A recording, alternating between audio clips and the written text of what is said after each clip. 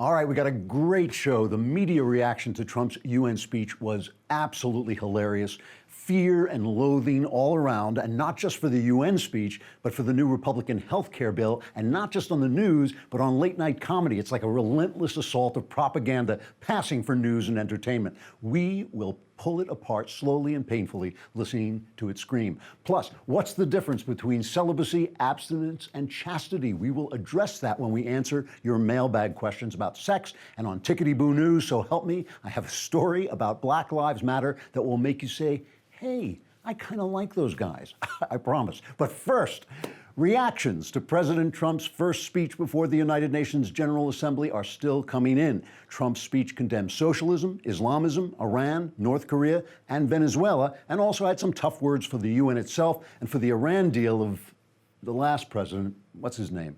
Barkey O'Hara, something like that. It's hard to remember now that his legacy is just a flaming pile of drifting ash wafting away to nothingness on the balmy breezes of history.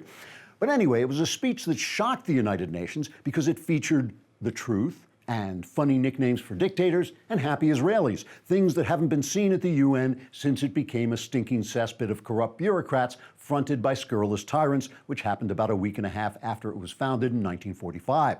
So, predictably, reactions were intense.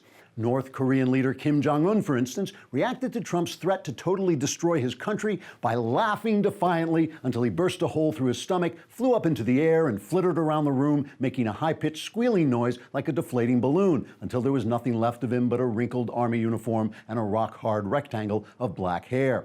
Venezuelan leaders reacted to Trump's declaration that socialism was an oppressive and discredited ideology by running out of the room and sending texts back to the government reading, uh-oh, big mistake, ixnay on the socialism say. Apparently, no one had explained to them about the history of the last 100 years. Bernie Sanders was also upset to hear about the whole socialism is bad thing. I'm beginning to think my entire political career has been a great big screw-up, Sanders said in an exclusive interview with his Che Guevara t-shirt. Also, maybe that honeymoon in the Soviet Union wasn't such a good idea after all.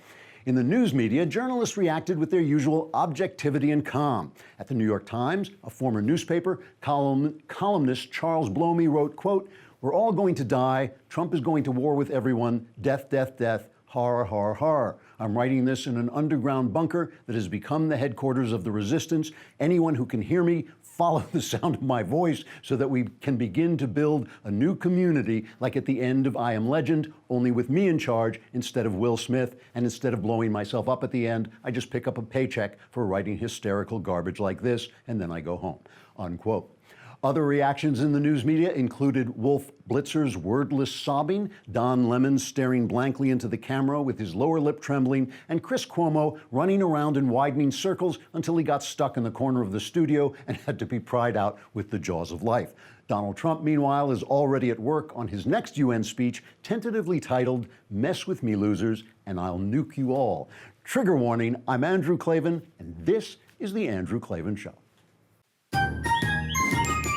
I feel hunky-dunky, life is tickety-boo. Birds are winging, also singing hunky-dunky-doo. Ship-shape, tipsy-topsy, the world is zippity-zing. It's a wonderful day, hurrah, hooray! It makes me want to sing. Oh, hurrah, hooray! Oh, hooray, hurrah! All right, I think everybody just has to calm down after that speech. Maybe they should all do a little single nostril breathing. But you know, you do hold and you breathe through one and you hold it and then you exhale through the other and you keep going. I feel so much better now. All right, it's Mailbag Day. Yeah. We have some amazing questions and we'll take a look at the news media. But first, I know what you're thinking. You're looking at me and you're thinking, how does he get his head so perfect? And the reason is I have belonged for a long time, even before they were sponsors, to the Dollar Shave Club, dollarshaveclub.com. I got so tired of going to the drugstore and you reach into the thing, you reach into the shelf to get the razors and an alarm goes off and then 3 guys have to come and help you and you're lucky they don't arrest you and all this stuff. So I actually heard about this on Hannity and I thought I just want to hear if when Hannity recommends something, it really is good. So I joined the Dollar Shave Club and it's great. It really is. I have a lot of territory, a lot of real estate I got to shave, and I started out getting their simple, what do they call it? A double. It's the humble duet or something like that. And I started shaving with that, and it was excellent blade. They send it to you right in the mail. You just pick it. You can get their what do they have? The shave butter, which is actually better. It's called Dr. Carver shave butter. It's actually better than shaving foam. It really works well. Then, when I got them as sponsors, they sent me their premium blade. And this thing, I know, it's 157 blades. I don't know how many blades are on it, maybe 6 or something. But you shave with it, and it just keeps shaving for the rest of the day. You know, it's just the blade. I know. It's like your follicles scream. Anyway, it is absolutely great. Great shave at a great price. And when you put them together, when you use that executive blade with the shave butter, it's amazing. You can make the smarter choice by joining Dollar Shave Club for a limited time. New members get their first month of the executive razor with a tube of the Dr. Carver shave butter for only $5 with free shipping. And after that, razors are just a few bucks a month. That's a $15 value for only $5. In your first month box, you get an awesome weighty handle, a full cassette of 4 cartridges, and a tube of their shave butter. After your first month, replacement cartridges ship automatically at their regular price. And if you don't want them that month, you just press a little button that says skip this month, and they won't send them. There are no hidden fees, no commitments. Cancel anytime you like, and you can only get this offer exclusively at dollarshaveclub.com/Klavan. I know this one. Go ahead. Let's hear it. How do you spell Klavan? Klavan.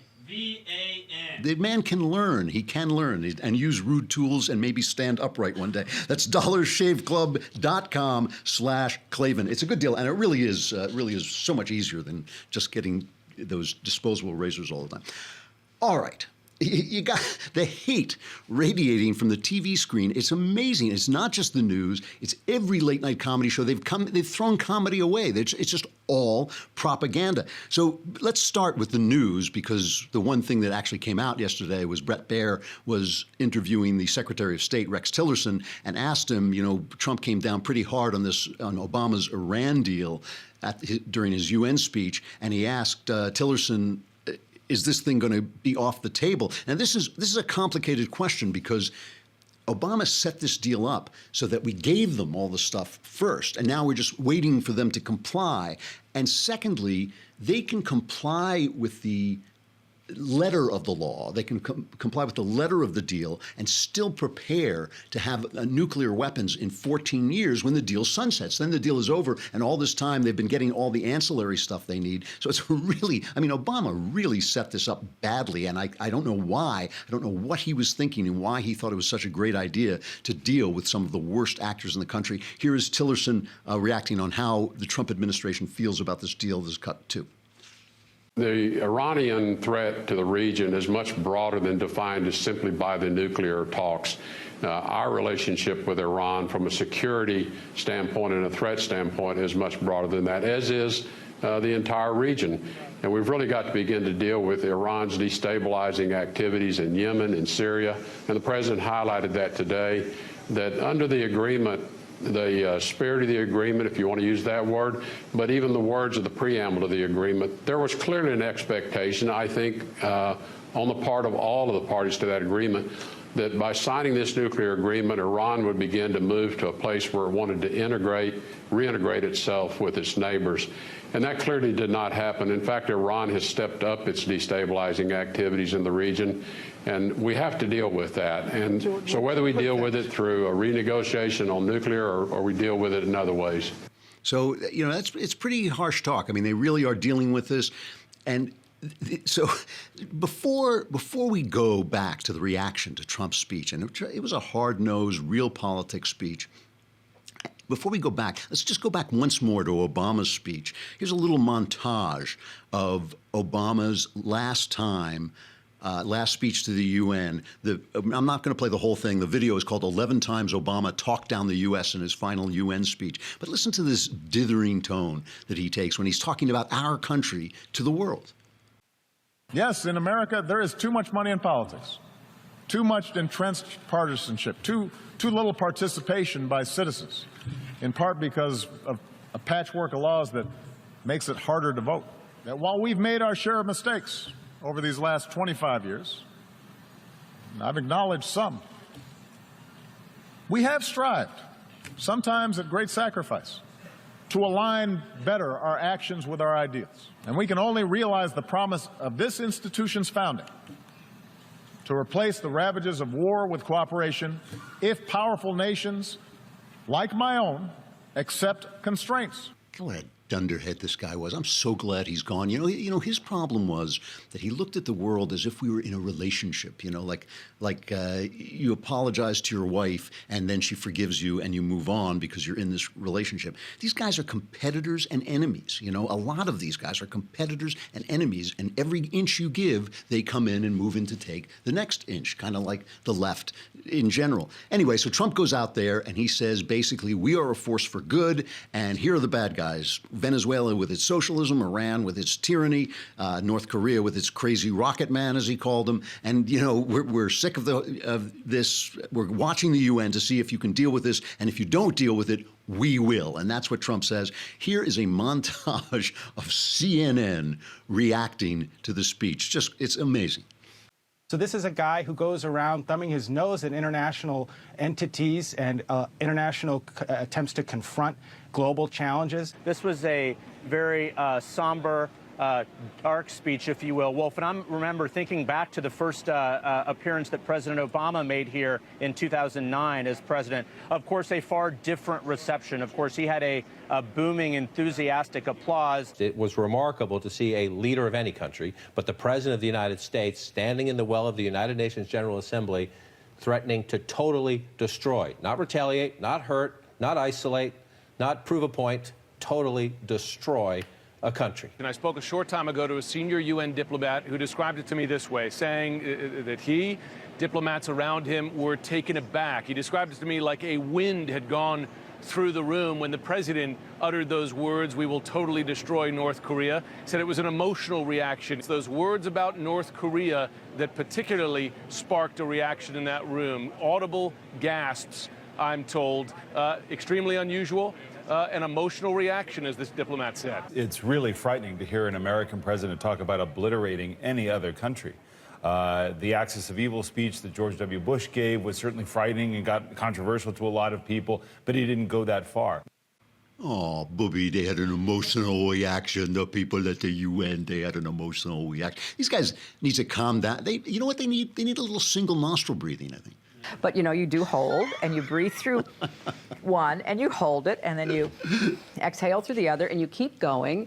So, speaking of Hillary Clinton, Stephen Colbert has her on to react to the speech. Now, first of all, this is Stephen Colbert, right? So it's like not only are you getting the propaganda from CNN and not all the other news people the same way, you're now getting it from your late night comedy stores, right? You're getting it from your late night entertainment shows. He brings on Hillary Clinton. Now, let's just remember, okay, Hillary Clinton is the Secretary of State who brought the big red reset button to the Soviet Union, which they were like, oh, good, we blow up America. You know, they were just disappointed when they pressed the button that nothing exploded. Also, she's the Secretary of State who pushed the administration to kill off Gaddafi. Now, this is a big deal because Gaddafi, remember, got scared of George W. Bush and he gave up his nuke program and his weapons of mass destruction program.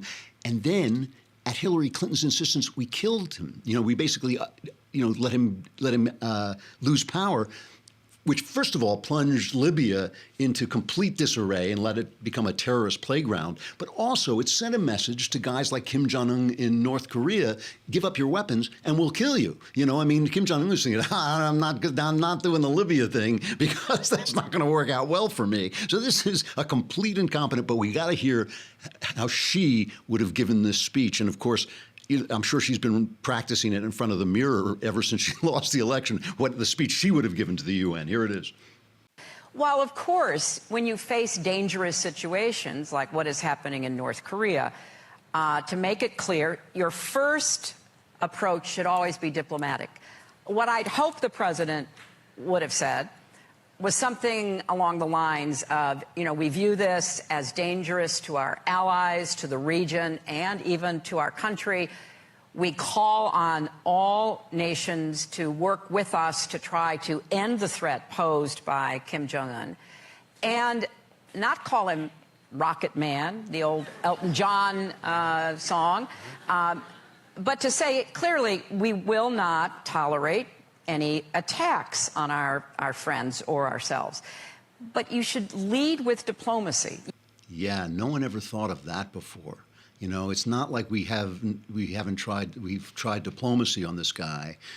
That's all we've been doing, and all Trump has been doing. He's been trying and trying diplomacy. This guy's not listening, and there comes a point when he has got the capability, Kim Jong-un has got the capability to fire nuclear weapons into L.A. when you can't attack him anymore. Then the military options are off the table. So we already, it's like we haven't been doing this. Lee Smith had a piece at Tablet Mag where he said Democrats and Republican elites are using Trump to whitewash 16 years of foreign policy disasters. And I think that is absolutely true. He writes, the policies of the Bush White House, beginning with the wars in Afghanistan and Iraq, and then the ostensibly corrective policies of the Obama administration, which culminated in the Iran deal and the ongoing slaughter in Syria, have sucked nearly the entire American foreign policy elite into a black hole of denial of their own shared responsibility for a self-evident geopolitical disaster that began in the destruction of the Middle East, but is unlikely to end there. That's why both parties are in agreement on one thing: shift the blame. It's not on us, Republicans or Democrats. Trump is the problem. We can all agree on. Let's wipe the slate clean and agree that history started in January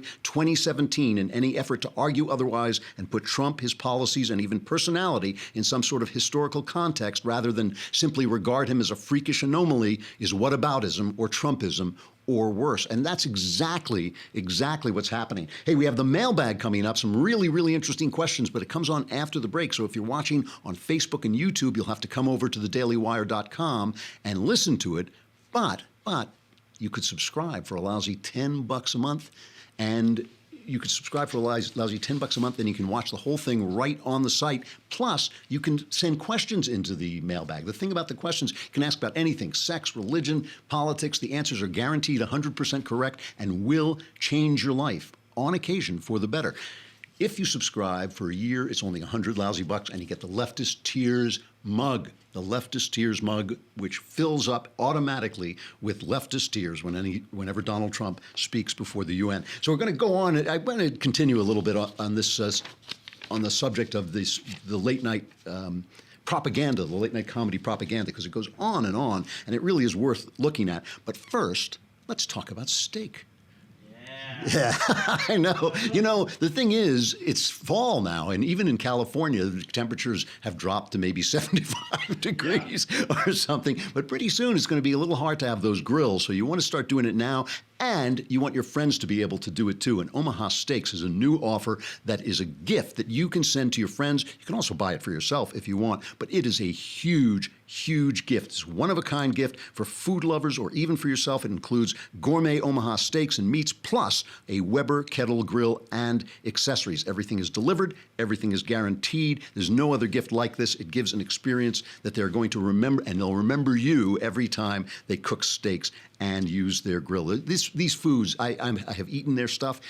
The meat is really of a very, very special quality. It is really good. This is the only way to give the best food gift ever. Tons of filet mignons, New York strips, ribeyes, T-bone steaks, gourmet brats, signature burgers, pork chops, chicken breasts, Omaha Steaks gourmet steak rubs, charcoal chimney starter, digital meat thermometer, and a complete grilling tool set. It's only $499, just a little $500, and you get this huge, huge, giant selection of meats, plus everything you need to start grilling today. And you'll get that 22-inch Weber Original Kettle Grill. Just for my listeners, this new package delivers for only $499. That's $499. Go to Omaha. Yeah, I don't want to say it's $5. It's $499 and worth it, obviously. Go to omahasteaks.com, type Andrew in the search bar, and choose your ultimate Omaha Steaks experience. Again, visit omahasteaks.com and enter code Andrew in the search bar to get this one-of-a-kind experience today. You can send it to your friends. It also has a smoking experience and a sous vide experience, which is available now. 100% guaranteed. Try it out. Really good food. All right, are we going to break? Yeah, we'll break here for Facebook and YouTube. If you want to listen to the rest of the show, come to thedailywire.com, subscribe, and you can watch it right there. Just a lousy $10 a month, and for a year, it's only a lousy $100, and you get the Leftist Tears tumbler.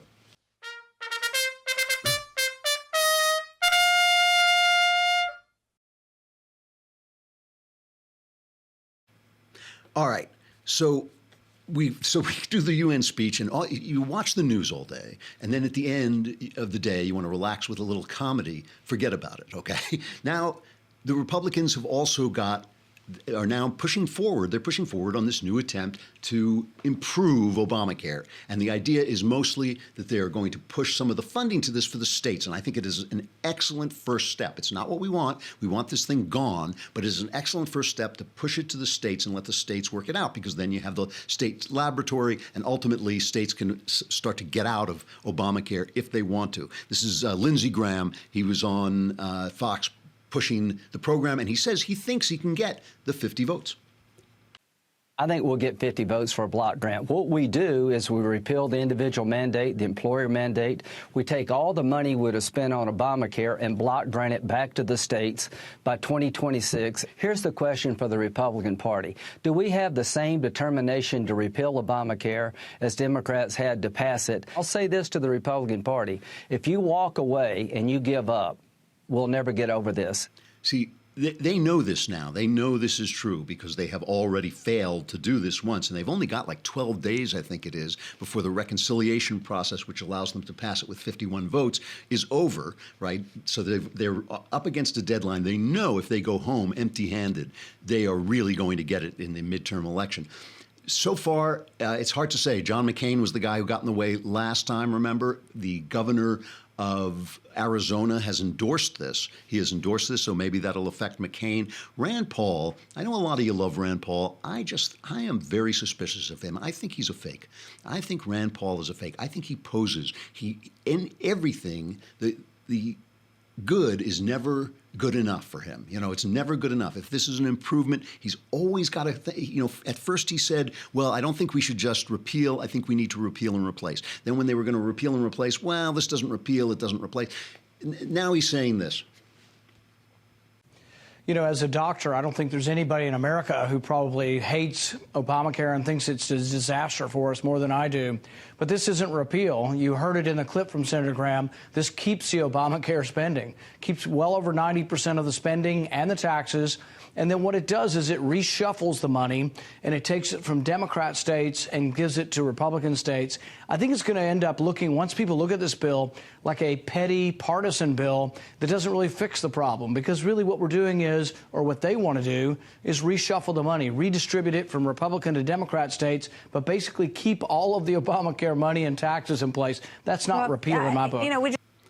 I seriously do not think I think Rand Paul is posing. I think this purism plays to his audience. It plays to his voters, and I just don't think it's real. I think, this is a win that the Republicans need. It's a win that Trump wants, and we would prefer if Trump wasn't dancing with Chuck and Nancy all the time and was sometimes doing things with Republicans. And it is a step. It is a step toward getting rid of Obamacare, maybe. All right, a step toward maybe getting rid of Obamacare. But doing nothing just puts this thing, it immortalizes the thing. To use Rand Paul's own word, it immortalizes Obamacare if you do nothing, because they'll never get rid of it. They won't let it die. They won't let it collapse. They will fund it ultimately. Rand Paul should get out of the way. He's wrong. He's just wrong, and I just don't buy his routine. But here's the thing I wanted to get to, right? So you're watching the news, and on the news it's cruel. Remember, DACA is cruel. Trump is cruel, blah, blah, blah, blah, blah. Jimmy Kimmel, you remember his kid, like Shapiro's kid, had open heart surgery. And Jimmy Kimmel went on and he cried and, we need Obamacare because everybody, has to be able to.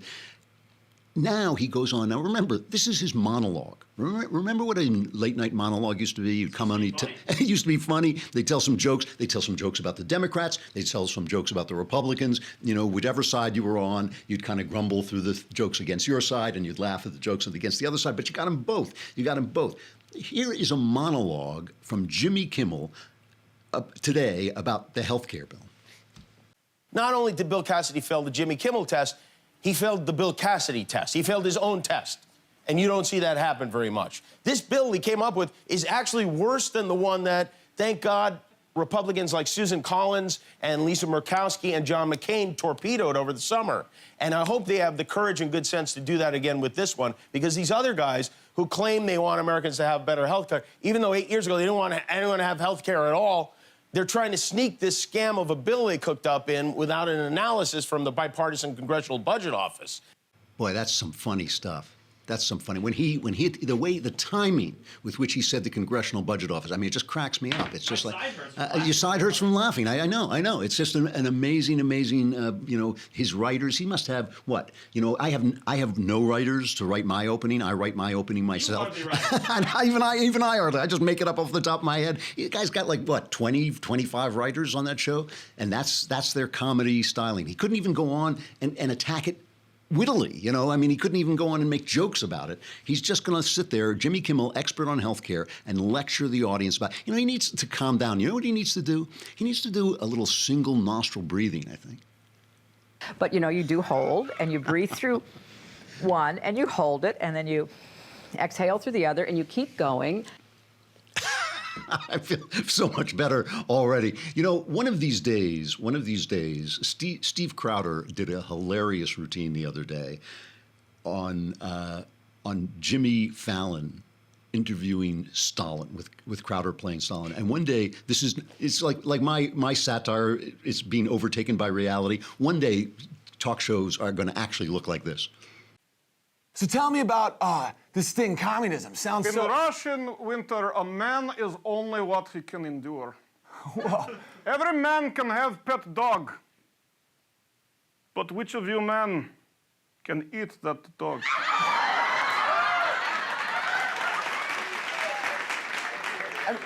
That's great, because like dogs, food. I mean, you must love hot dogs, right? In Russia, did you have hot dogs? The freedom in America that you have has turned your brain to mush. It has turned your men into women like your Fallon. Your neighbors will look away when we take you. They always look away.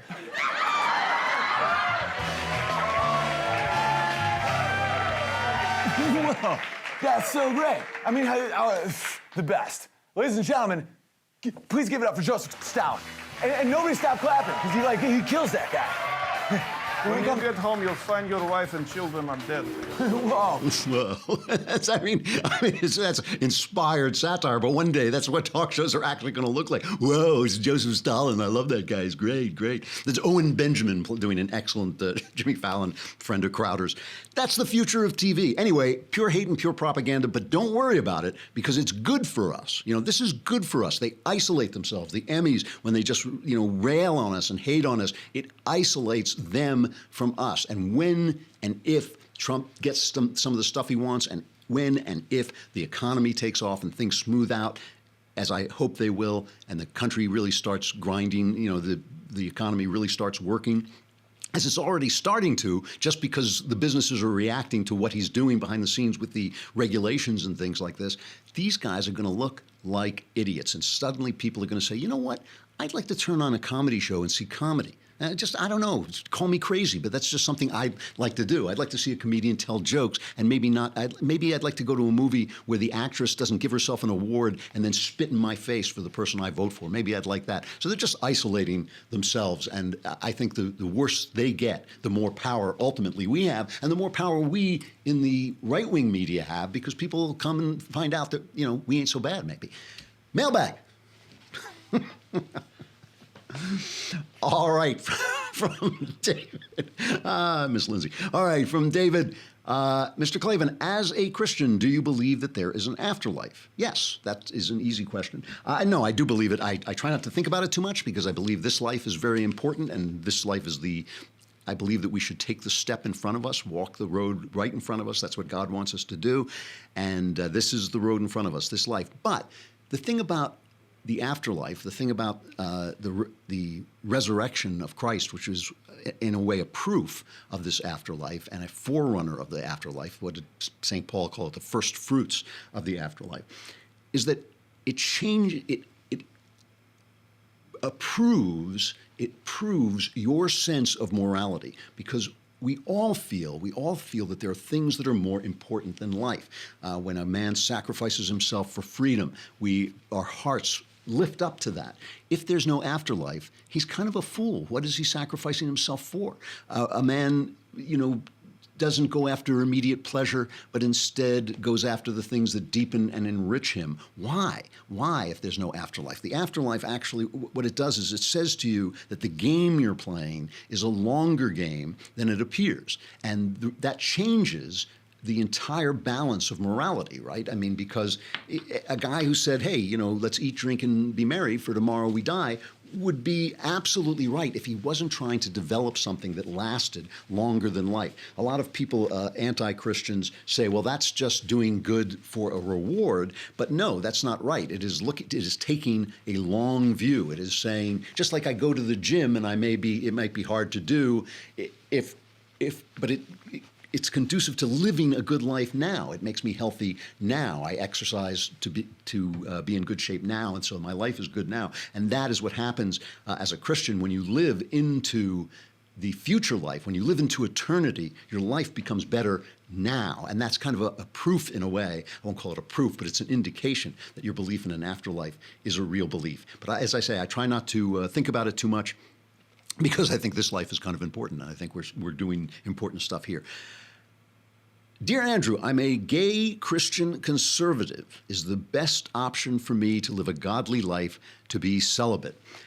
Okay, so I get this question a lot, or questions like it a lot, and I always take a huge hammering after I answer it, but I'm not going to stop. I'm going to take the hammering, I'm going to answer it. And I have to thank my son Spencer, who is a brilliant, brilliant guy, and who kind of helped me work this out in my mind and explain some of the things that he knows about the church. And some of this is just direct church teaching. You're using the wrong word when you use celibate. Okay, you're not called. Celibate is a positive thing that you are called on to be. I do not have that calling. You know, a lot of people. Jesus says this. He says some people are called to it, some people are not. You are called to celibacy as a positive thing. It is a thing that you feel is going to make you closer to God. And it is not because you don't like your sexuality. It is not because you think sex is ucky. It is because there's something in you that says, this is my way to God. I mean, in the same way I feel called to do certain things with my life, like make beautiful stuff. That is something that I feel called to do. You are called to celibacy.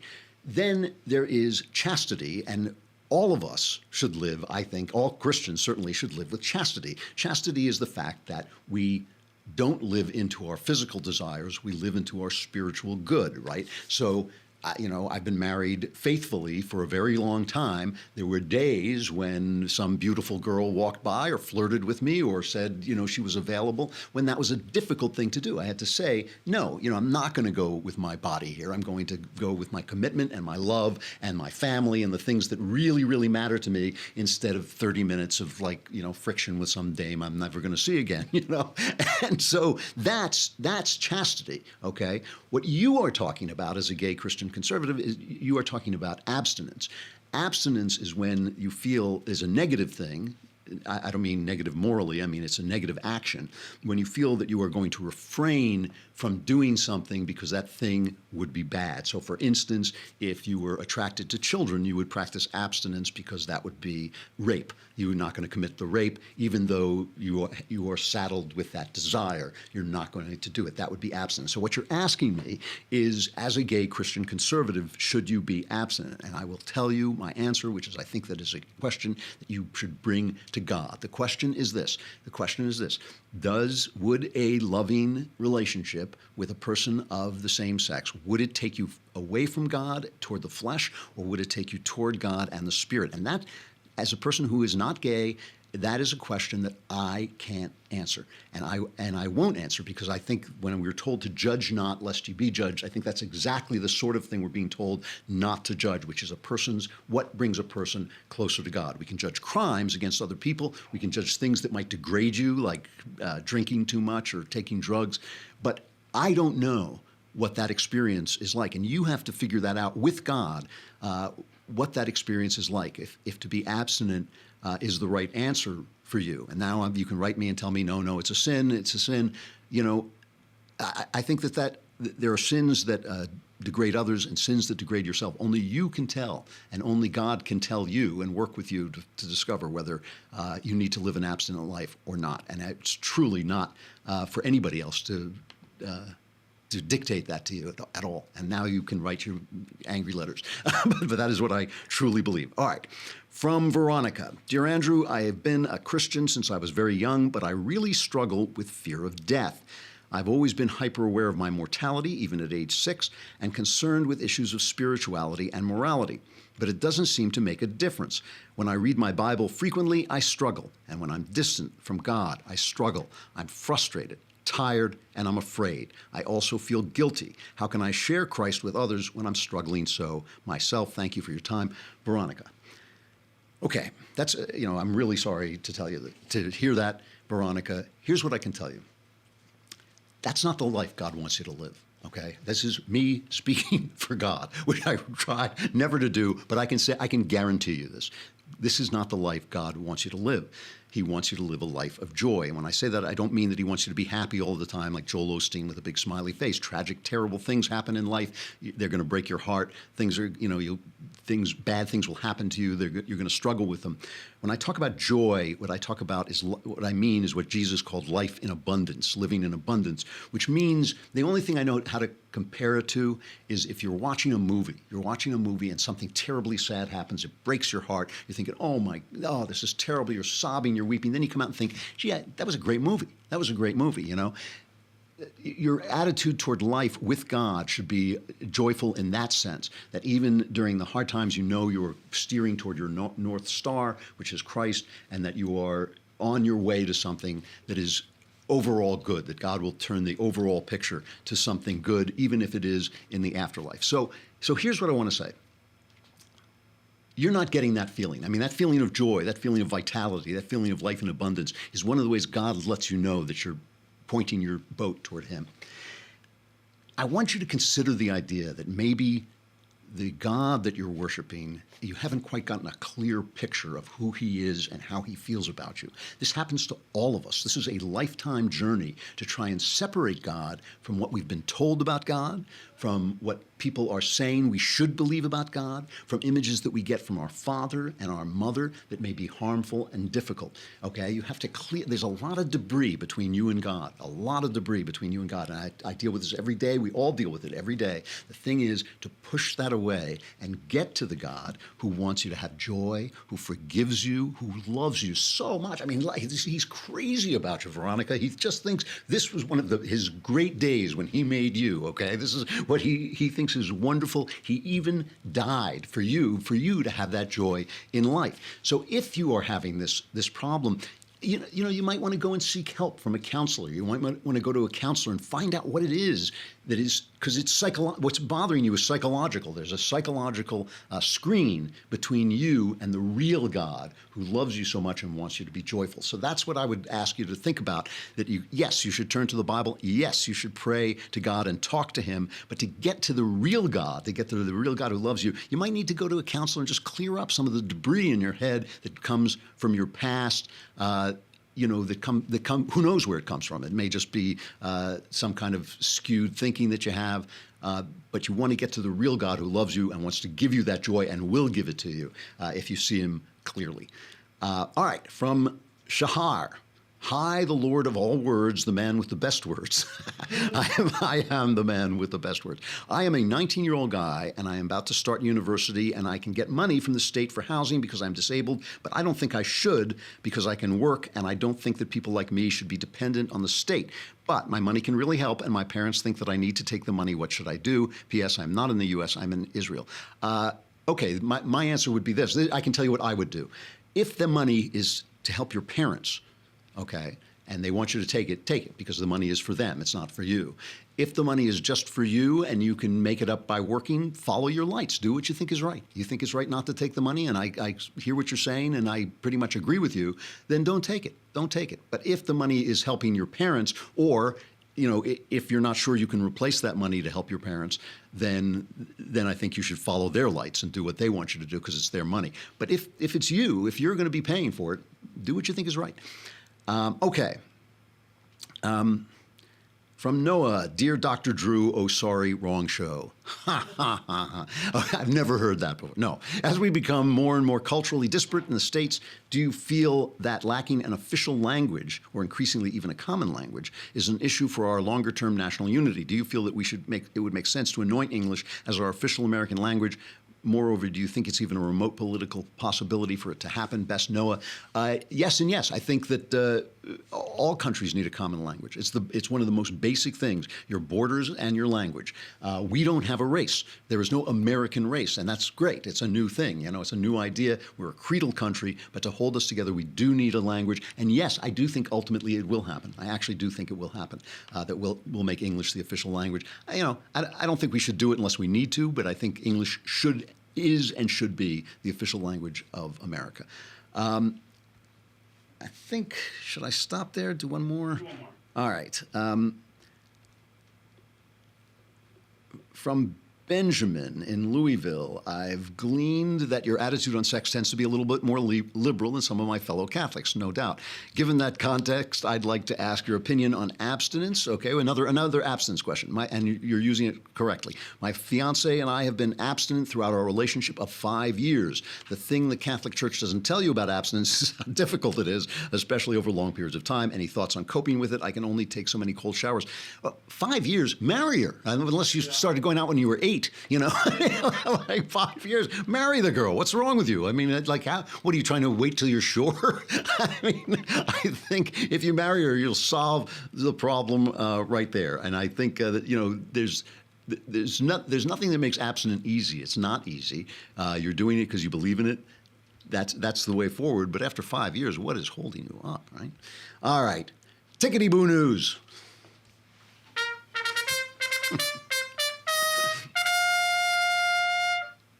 I love this. I love this.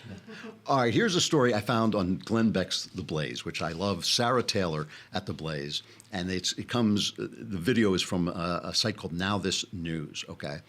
So they're holding a Trump rally. I think this is in Alabama, okay? They're holding a Trump rally, and a Black Lives Matter group goes marching past, and they're shouting at the group. And the Trump rally shouting at the group, Black Lives Matter shouting at the Trump people. And the guy on stage says, you know what? I'm going to invite you up to speak for 2 minutes. We don't always do this. So listen, give me the first cut of this as the Black Lives Matter guy gets up and starts to talk to this Trump rally while they jeer him.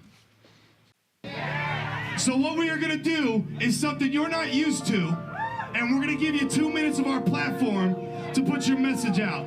Now, whether they disagree or agree with your message is irrelevant. It's the fact that you have the right to have the message. I am an American. And the beauty of America is that when you see something broke in your country, you can mobilize to fix it.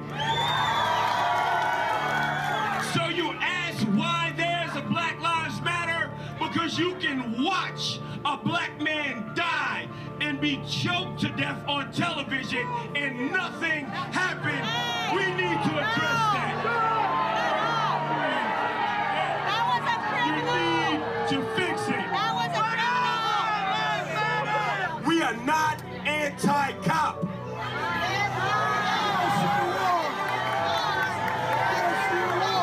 We are anti-bad cop. I love this. So they're jeering him. They're saying, what about black-on-black crime? They boo him when they don't like him, but they cheer him when he says good things about America, and they have a little common ground there. And they start to come around as this guy starts to feel his way and say better things about America. And afterwards, this guy's name, the BLM guy's named Hank Newsom. He's BLM New York. And so listen to the crowd come around, and afterwards they talk to Newsom a little bit. If we really want to make America great, we do it together.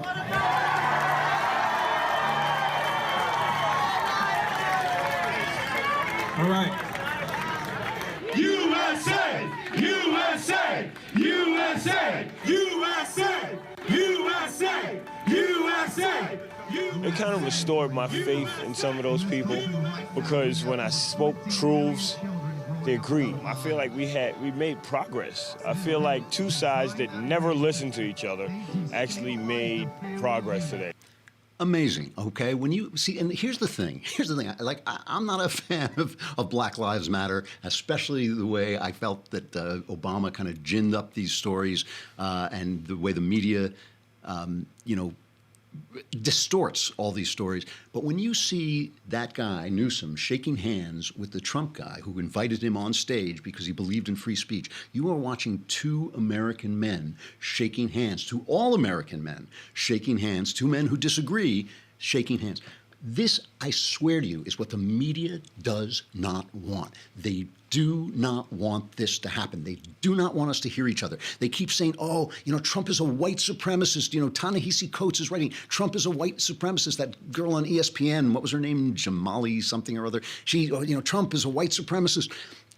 Jason Riley writes about this in the Wall Street Journal today. He writes, according to Gallup, Mr. Obama's approval rating was 57% on Election Day last year. It was 59% 10 weeks later when he turned the White House keys over to his successor. A Wall Street Journal NBC News poll released last week found that 51% of the country still had a positive view of the nation's twice-elected first black president, a finding that doesn't square with Ta-Nehisi Coates' view that anti-black bias is ascendant. It's true that white turnout increased for Mr. Trump, but it's also true that the president won a smaller percentage of the white vote than Mitt Romney and a larger percentage of the black and Hispanic vote than Mitt Romney. So the plausible explanation is that working class people who voted for Obama also voted for Trump. That it's not that they're white supremacists. They liked Obama, but now they felt the best way forward was Trump. The media, let me put it to you this way, just so you know I'm not being conspiratorial about it. Donald Trump had made this remark that was a little clumsy after Charlottesville, where he said there are great people on both sides.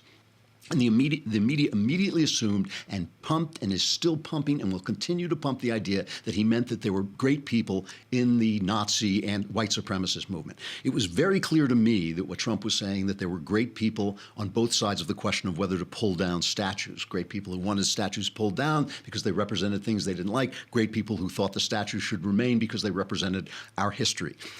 If the media wanted to clear this up, they would say, Mr. President, when you said there are great people on both sides, which two sides did you mean? Has anyone ever asked him that question? If they have, I haven't seen it. They don't want to clear it up. They don't want to clear it up because they know the minute we start talking to each other, they are out of gas and out of town. They know it. These two guys shaking hands. And why is this tape on The Blaze, a conservative site, Glenn Beck's excellent conservative site, why is it there and not being shown on every network show, news show there is? ABC, CBS, NBC, you think they're going to show it? I don't think so. I don't think they are because they do not want this story out. The story is this.